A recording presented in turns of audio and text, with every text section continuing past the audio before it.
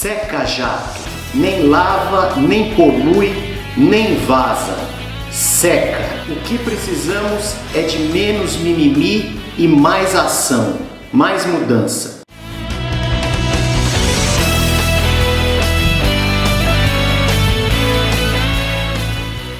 Em meio ao turbilhão ideológico que é a reforma da Previdência, a Lava Jato, a Vaza Jato e a própria paralisia econômica do país evidenciam que o esforço coletivo deve ser muito maior. Neste vídeo eu quero tratar dos seguintes aspectos: poder executivo e poder legislativo, a distância do povo, a ignorância quanto à linguagem política, o amor e o ódio à representação, presidencialismo de coalizão versus presidencialismo sem coalizão, partidos e fatias do poder na busca por uma coalizão, na busca pelo poder, diferenças e sutilezas entre os políticos conservadores, constrangimento do governo, liberdade dos meios de comunicação e abuso de autoridade, aposentadoria rural e BPC. Vou me valer da entrevista de Rodrigo Maia, presidente da Câmara dos Deputados, à Globo News. Eu gostaria que você acompanhasse a entrevista e as minhas considerações. Vamos lá. Ele disse que a caneta dele tem mais tinta do que a sua, né? Mas são canetas diferentes, né? Claro, no sistema democrático, no nosso presidencialismo, é um sistema que se governa de forma conjunta. Quando o governo encaminha a PEC e diz agora é com vocês, e nós assumimos essa responsabilidade, dá a impressão para a sociedade, então, que o parlamento assumiu esse protagonismo. E assumiu mesmo, mas por decisão do Poder Executivo, que resolveu não participar de forma ativa das articulações políticas no parlamento brasileiro. Pois é, o senhor acha que é uma desarticulação política, então, por isso o parlamento tem que tomar iniciativas? Eu acho que é uma decisão política, né, do presidente de construir uma relação diferente. Né? O que a gente precisa compreender se essa relação diferente do presidencialismo de coalizão do passado é uma relação diferente que vale para os dois lados. Na hora que o presidente fala, encaminhei, fiz a minha parte encaminhando a proposta da Previdência, agora o parlamento faz a sua, né? Nós esperamos que nessa matéria e nas outras também a posição do parlamento seja respeitada, porque não pode ser uma via onde, do ponto de vista do executivo, ele encaminha e diz, já fiz a minha parte, e quando a gente retifica, modifica ou rejeita projetos do governo ou decretos, aí vem a reclamação. Então aí não é independência entre os poderes. Então, se vamos governar num novo modelo, num presidencialismo sem coalizão, é claro que as posições dos poderes, elas serão independentes e terão a sua própria dinâmica diferente do passado. No passado, nos governos de coalizão, onde os partidos governavam junto com o presidente da República, era quase que um governo em conjunto. Então se dividia as responsabilidades. A partir do momento que é um presidencialismo sem coalizão, aí muda a figura. Então o que eu acho que gera instabilidade é saber o seguinte, o que vai colocar no lugar do presidencialismo de coalizão? É essa linha do presidencialismo de não coalizão, onde os poderes têm a liberdade de governar de forma mais independente? Isso acaba gerando o quê? Certamente um conflito. Porque se o presidente tem uma agenda naquilo que couber ao parlamento, certamente ele não terá o apoio majoritário em todas as matérias, em algumas terá, como no caso da Previdência, do parlamento. Acaba gerando um conflito. Se o presidente quer governar de forma, vamos dizer assim, de minoria, se essa é uma decisão do governo, o governo tem que trabalhar com os instrumentos que tem, encaminhar o que acredita correto e esperar que o parlamento debata e aprove aquilo que é mais importante. Nós estamos focando no que era mais importante. Aprovar a reforma da Previdência vai dar muito poder a ele. Aprovar a reforma tributária vai dar muito poder ao governo. Mas mais do que dar poder a ele, vai gerar as condições para que a gente possa melhorar a qualidade de vida da população brasileira. Esse tem que ser o nosso objetivo. Ninguém quer transformá-lo na rainha da Inglaterra. O que nós queremos é que a gente possa ter uma relação mais saudável com ele e com o seu entorno. Ninguém pode ser atacado da forma que eu muitas vezes sou, que outros são, apenas porque tem divergências em relação à posição do governo. Isso não é correto e não é bom, porque, fico pensando, Roberto, amanhã a gente aprova a reforma previdenciária, a reforma tributária, e as relações institucionais continuam estressadas, esgarçadas. Isso não leva um investidor a avaliar 3 vezes antes de investir no Brasil? Porque ele pensa, tudo bem, a tributária e a previdenciária estão aprovadas, mas os ataques ao parlamento continuam, ao Supremo continuam, que democracia é essa? Então, acho que para o próprio governo, né, uma relação saudável, de respeito, sabendo ganhar e sabendo perder. Aliás, eu fiquei 13 anos na oposição ao PT, perdi 13 anos a votação, as votações, foi um grande aprendizado. Perder é bom que você aprende. Então, acho que ganhar ou perder no sistema democrático é natural. O que não é natural é que um lado queira sempre sair vitorioso, que as suas posições sejam impostas, né? Rodrigo, mudando de assunto, como é que está sendo visto no Congresso, na Câmara dos Deputados, aqueles diálogos do ex-juiz Moro, atual ministro da Justiça, com o Daltão Dallagnol, o procurador?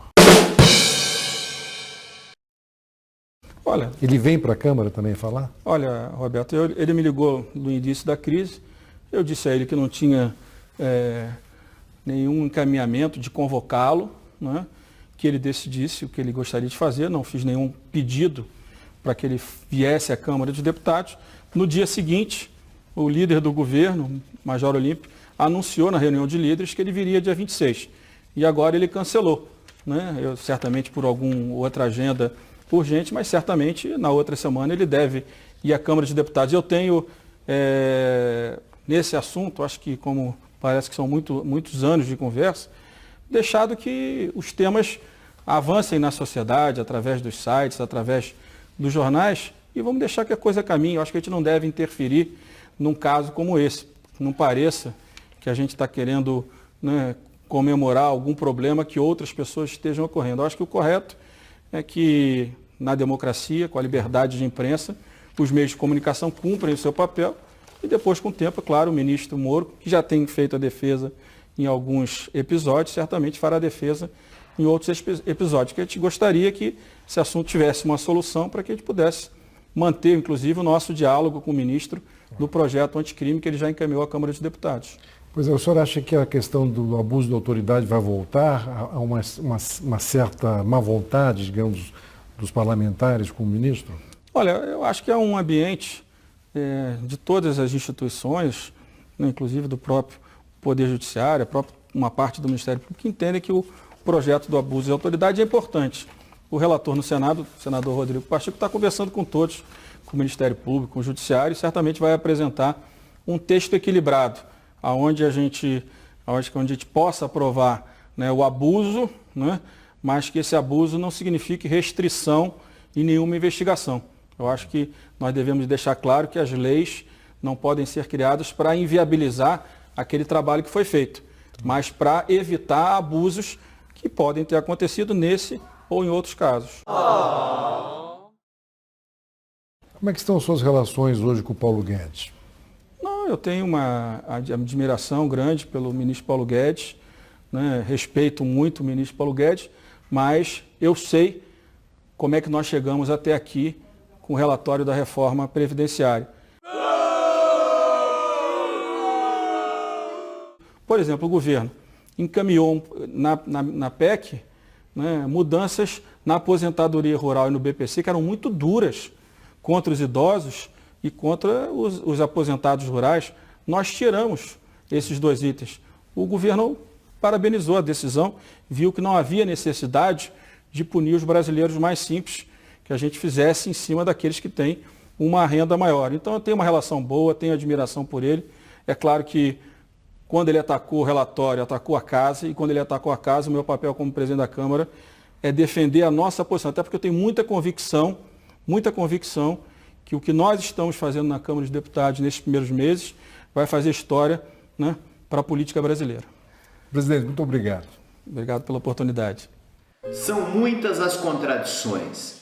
Entra ano, sai ano, mudam os políticos, mudam não, substituem, são substituídos. 1/3 do Congresso é honesto, 1/3 é picareta. sobra 1/3. Esse 1/3 é o fisiológico, aquele que funciona na base dos recursos, do toma lá da cá. Ou todos funcionam na base do toma lá da cá? Por que não sai a reforma política? Porque os políticos não querem a reforma política, não querem abrir mão de seus privilégios, não querem correr riscos. Ficamos nós outros amarrados, atrasados do fisiologismo, da maquinaria burocrática, da representação política. No legislativo funciona assim. Em quem você votou na última eleição? Para deputado, senador? Se você lembra, ok. Dever cívico cumprido. Você pode até questionar, mas os canais de comunicação serão de difícil acesso. Se não lembra, não pode reclamar de nada. É muito difícil alguém acompanhar nos detalhes as regras e entrar nesse jogo. Então, a ignorância é aprofundada.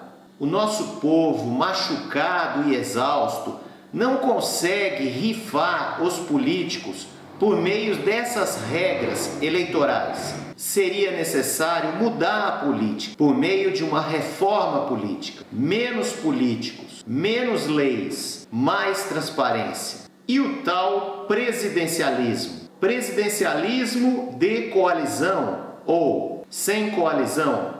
O presidente é um semideus, passa a vassoura, limpa, mas precisa de outros para o ajudarem, do Congresso.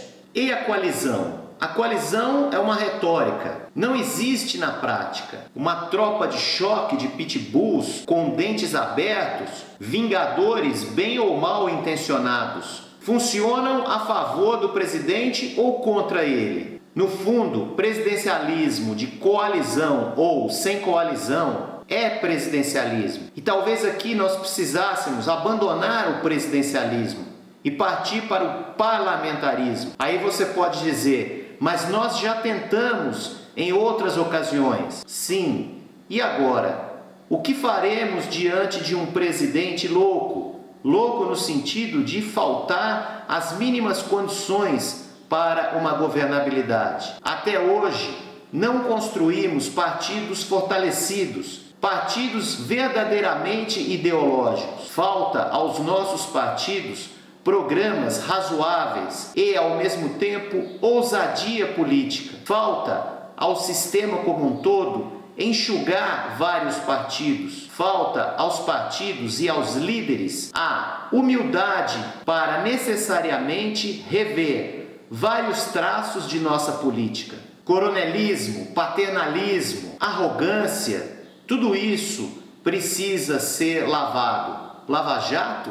Não. Seca-jato. Vamos secar os políticos. Dentro do espectro de esquerda à direita, nós temos vários tipos de pessoas e ideologias que estão mescladas. Não dá mais para a gente ficar na velha polarização do mocinho contra o bandido. Antes, a direita era conservadora. E hoje? Direita e esquerda não conservam seu status? A crítica ao PT e aos partidos da esquerda passa por aí, passa por assumir determinados erros históricos que foram construídos, passa por assumir que não houve um projeto nacional de desenvolvimento estrategicamente esculpido com os atores necessariamente filhos da esquerda. Passa, por exemplo, pelas seguintes questões: pela falta de reforma agrária, pela apatia no trato com as reformas tributária, pela ausência de uma reforma educacional ampla, pela tentativa de construção truculenta do poder. Hegemonia se constrói na luta pela manutenção do poder. Talvez esse tenha sido o erro histórico da esquerda no governo Lula. Falo de uma esquerda que precisa dialogar. Falo de uma esquerda que precisa juntar os pedaços para formar o seu quebra-cabeça para o futuro. Bom, mas aqui não vou falar da esquerda. Isso fica para uma outra oportunidade. Muita gente mudou. E que bom, nós somos propensos a novas ideias. A oxigenação na política, na ideologia, na filosofia, na ética é muito bom para nós. A direita e seus tradicionais pensadores também mudaram. Saíram do armário, vestiram novas roupas, levantaram bandeiras anteriormente impensáveis, reforçaram a participação dos jovens, testaram políticas pelo mundo afora, como por exemplo o neoliberalismo e o neoconservadorismo. Assumiram suas fragilidades. No Brasil, entre o PSDB e o DEM, outras siglas foram construídas. Aproveitaram o vácuo deixado pela esquerda, lavaram cérebros alienados, criaram novos paraísos para os desatentos, continuaram a chefiar a quadrilha de desinformação historicamente arraigada no povo brasileiro. E agora, José, quanta lavagem para secar? Não tem problema. Estamos com você. A seca-jato vai secar tudo. Quanta estupidez. Mas precisamos perdoar as pessoas. Precisamos lutar politicamente, separando o político da pessoa. Menos Estado num país como o Brasil? Impossível. O buraco não é tão fundo assim. Vamos recuperar a nossa esperança. Precisamos voltar ao consumo. Precisamos criar novas oportunidades. Coronéis e suas metralhadoras. O poder cego do dinheiro, da terra, da ambição. Governo apequenado por denúncias. Facada, WhatsApp, besteirol, entreguismo, paralisia econômica. E além de tudo isso, posar de bom moço em Brasília. Nós outros, indignados, não aceitamos isso. Continuamos desesperadamente querendo desenvolver o Brasil. Chegaram ao cúmulo de atacar os mais pobres. Veja, por exemplo, a aposentadoria rural, a proposta, e o BPC, benefício de prestação continuada. Até isso eles foram capazes de veicular. Não sei se vocês repararam, mas no vídeo o jornalista sugere que a reforma da Previdência será aprovada.